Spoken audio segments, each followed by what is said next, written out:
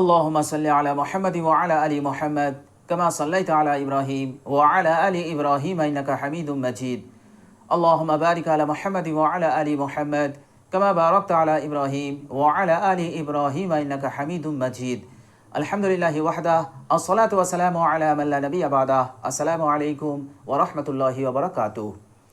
প্রিয় দর্শক, কাছে দূরে দেশ ও বিদেশে যে যেখানে অবস্থান করছেন সকলকে জানাই আমি আমার আন্তরিক সালাম, শুভেচ্ছা, অনেক অনেক অভিনন্দন। প্রিয় দর্শক, আজকে খুবই একটি সহজ আমল আপনাদের সঙ্গে শেয়ার করব।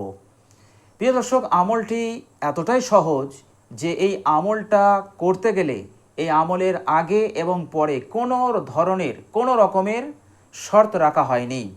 এমনিতেই আপনি আমলটা করতে পারবেন এবং যে কেউ এই আমলটা করতে পারবে। প্রিয় দর্শক, আমলটি করা এতটাই সহজ। প্রিয় দর্শক, এই আমলটা করার জন্য খাস কোনো আরবিতে দোয়াও পড়তে হবে না, আপনি আপনার মাতৃভাষা জানলেই হবে। প্রিয় দর্শক, আমলটি আবু দাউদ শরীফে বর্ণিত হয়েছে। বিশ্বনবী সাল্লাল্লাহু আলাইহি ওয়াসাল্লাম আমলটিকে শিক্ষা দিয়েছেন। প্রিয় দর্শক, এই আমলের মাধ্যমে আপনি আপনার জীবনের অভাবকে দূর করতে পারবেন, আপনি আপনার রোজগারে বরকত নিয়ে আসতে পারবেন, রুজিতে বরকত নিয়ে আসতে পারবেন, জিন্দেগিতে বরকত নিয়ে আসতে পারবেন। যে কাজই আপনি করবেন সেই কাজে আপনি বরকত পাবেন।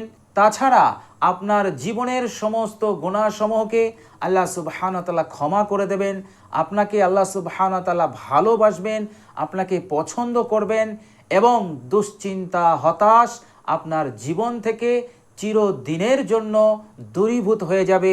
শুধু তাই নয়, আপনার মনের যত নেক আশা আকাঙ্ক্ষা আছে আল্লাহ সুবহানাহু ওয়া তাআলা সবগুলোকে তিনি পুরো করে দেবেন। আবু দাউদ শরীফে হাদিসটি বর্ণিত হয়েছে। প্রিয় দর্শক, বিশ্বনবী সাল্লাল্লাহু আলাইহি ওয়াসাল্লাম এই সহজ এবং মূল্যবান আমলটি আমাদেরকে শিক্ষা দিয়েছেন।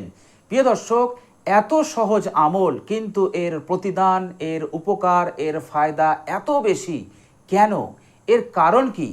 প্রিয় দর্শক, এর কারণ হচ্ছে যে আল্লাহ সুবহানাহু ওয়া তাআলা বনি আদমকে অর্থাৎ মানব জাতিকে আল্লাহ সুবহানাহু ওয়া তাআলা এতটা সম্মান দিয়েছেন যা পৃথিবীর মধ্যে, বা আপনি বলতে পারেন যে আল্লাহ পাক যত মখলুক সৃষ্টি করেছেন সমস্ত মখলুকের মধ্যে আল্লাহ পাক এই মানুষকে সবচাইতে বেশি সম্মানিত করেছেন।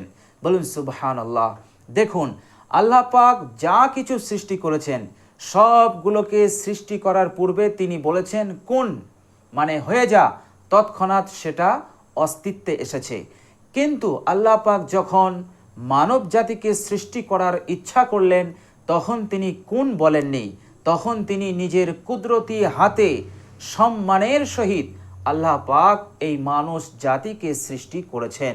শুধু তাই নয়, আল্লাহ সুবহানাহু ওয়া তাআলা মানুষ জাতিকে এত সম্মান দিয়েছেন, বলা হচ্ছে হাদিস শরীফের মধ্যে এসছে যে আল্লাহর বান্দা ও বান্দি যখন লাইলাতুল কদরে ইবাদত করে, লাইলাতুল কদরে আল্লাহ পাকের যখন ইবাদত করে তখন আল্লাহ সুবহানাহু ওয়া তাআলার এক শ্রেণীর নৈকট্যশীল ফেরেশতারা তার বাড়িতে আসে এবং তার সঙ্গে সাক্ষাৎ করে।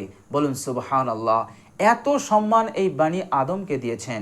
শুধু সম্মান নয়, আল্লাহ পাক দুনিয়াতে যত মখলুক সৃষ্টি করেছেন সমস্ত মখলুকের মধ্য হতে এই মানুষ জাতিকে সর্বাধিক শক্তিশালী করেছেন। সবচাইতে বেশি ক্ষমতাবান আল্লাহ পাক এই মানুষ জাতিকে তিনি করেছেন। আল্লাহ তাআলা ফেরেশতাদের মধ্যে এক একটা ফেরেশতাকে এমনভাবে সৃষ্টি করেছেন যে গোটা আসমান অর্থাৎ সপ্ত আকাশ, সপ্ত জমিন সবগুলো তার কাছে একটা লুকমার ন্যায়।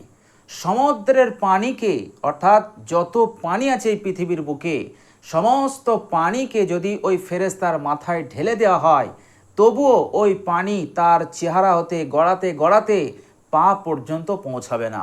বলুন সুবহানাল্লাহ। এত বৃহৎ আকারের আল্লাহ পাকের ফেরেশতা আছে, কিন্তু আল্লাহ সুবহানাহু ওয়া তাআলা সেই ফেরেশতাদের থেকেও এই মানুষকে বেশি শক্তিশালী করেছেন। কিরকম? এই মানুষ যখন আল্লাহ সুবহানাহু ওয়া তাআলার সন্তুষ্টির জন্য ইবাদত করে এবং কিছু খাস খাস দোয়া এমন আছে যে দোয়াগুলো করলে এমন নৈকট্যশীল ফেরেশতারা ওই মানুষের জন্য আল্লাহ সুবহানাহু ওয়া তাআলার কাছে রহমতের দোয়া করতে এবং ক্ষমার জন্য দোয়া করতে বাধ্য হয়ে যায়। তারা বশীভূত হয়ে যায় এবং সেই বান্দার জন্য ইস্তেগফার করার জন্য, তার হাজত যাতে পুরো হয় এর জন্য দোয়া করার জন্য ফেরেশতারা বাধ্য হয়ে যায়। আল্লাহ পাক তাদেরকে বাধ্য করে দেন এবং ফেরেশতারা লাগাতার তার জন্য দোয়া ইস্তেগফার করতে থাকে। তাহলে বোঝা যাচ্ছে যে আল্লাহ সুবহানাহু ওয়া তাআলা এই মানুষ জাতিকে কতটা সম্মান এবং কতটা শক্তিশালী করেছেন। প্রিয় দর্শক, শুধু তাই নয়, আল্লাহ সুবহানাহু ওয়া তাআলা জিন জাতিকে সৃষ্টি করেছেন। আর জিন জাতিকে আল্লাহ পাক এতটা ক্ষমতা দিয়েছেন, এতটা শক্তি দিয়েছেন যে কোনো জিন যদি মনে করে আমি পূর্ব থেকে পশ্চিম পর্যন্ত কয়েক সেকেন্ডে আমি অতিক্রম করব, তাও সে করতে পারবে। প্রিয় দর্শক, শয়তান আল্লাহ পাকের কাছে দোয়া করে বলেছিল, হে আল্লাহ, তুমি আমাকে ক্ষমতা দাও, আমি আদম সন্তানের শরীরের ভিতরে প্রবেশ করে তার রক্তের শিরায় শিরায় গিয়ে আমি তাকে ধোঁকা দেব, তাকে প্রতারণা দেব, এই ক্ষমতা তুমি আমাকে দান করো। আল্লাহ পাক এতটা ক্ষমতা শয়তানকে দান করেছেন। কিন্তু আল্লাহ সুবহানাহু ওয়া তাআলা জিন জাতিকে যতটা ক্ষমতা দিয়েছেন তার চাইতে বেশি ক্ষমতা আল্লাহ পাক এই মানুষ জাতিকে দিয়েছেন। বলুন সুবহানাল্লাহ। এই মানুষ জাতি আমলের মাধ্যমে দোয়ার মাধ্যমে এই জিনেদের মতন শক্তিশালী জাতিকে তারা বশ করতে পারে, তাদের খাদেম বানিয়ে নিতে পারে, তাদেরকে অধীনে করে নিতে পারে এবং তাদেরকে ধরে বোতলের মধ্যে ভরে দিতেও পারে। এটা কেবলমাত্র করতে পারবে মানুষ জাতি, আমলের জোরে, ইমানের জোরে। আল্লাহ সুবহানাহু ওয়া তাআলা এত শক্তিশালী মানুষকে করেছেন। তবে মানুষ অর্থাৎ আমি আপনি, আমাদের জোর, আমাদের ক্ষমতা ইমান এবং আমলের সহিত। আমাদের কাছে যদি ইমান থাকে, ইমানের পাওয়ার থাকে, আমল থাকে, তবে আমরা সকলের চাইতে আমরা শক্তিশালী হয়ে যাব। আল্লাহ সুবহানাহু ওয়া তাআলা যে শক্তি আমাদেরকে দান করবেন এর মোকাবেলা পৃথিবীর কেউই করতে পারবে না। একসময় আল্লাহর নবী সাল্লাল্লাহু আলাইহি ওয়াসাল্লাম হযরত ওমর রাদিয়াল্লাহু তাআলা আনহুকে বলেছিলেন, হে ওমর, তখন কি অবস্থা হবে যখন তুমি মৃত্যুর পর কবরে যাবে এবং মুনকার নাকির ভয়ঙ্কর চেহারা নিয়ে আসবে এবং তিনটে সওয়াল করবে, তোমার রবকে, তোমার দিন কি এবং তোমার নবীকে। এই তিনটে সওয়াল করবে আর তাদের চেহারা হবে ভয়ঙ্কর।